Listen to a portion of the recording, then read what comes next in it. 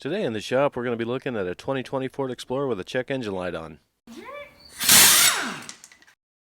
And I'm going to be using ForeScan Lite on an iPhone along with an OBD-Link MX Plus adapter today for diagnosis. We have a 2020 Ford Explorer Police Interceptor along with a 3.3 liter engine. Let's see what we have for codes in it. We have a P0138 O2 sensor circuit high voltage bank 1 sensor 2, and that is an intermittent fault. We also have a P0141 O2 sensor heater circuit, and that is also intermittent, and that is the one that turned the check engine light on. So let's do a quick visual inspection of our sensor.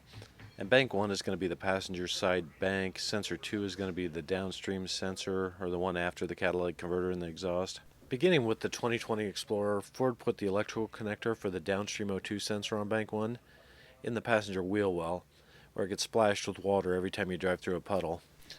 I think we started seeing issues with this connector within a year of these things hitting the street, especially on police cars because they're out in the weather and they get the most miles the quickest. And both halves of this connector are full of garbage and just corroded, and the other one is just covered with corrosion. So we're going to replace both connectors. We're going to be doing a pigtail on the harness, and we're going to be replacing the sensor to get the other one. And I'm going to pack those with dielectric grease. I like to think it helps keep moisture out of them by just displacing some of the air volume inside the connector. Whether it helps or not, I don't know, but I feel better about it doing it. So we've got our new sensor soldered in heat shrink. We're going to tape it back up in convolute, and it should be ready to go. We'll clear the codes, take it for a test drive. If you found this helpful or interesting, please click the like button down below.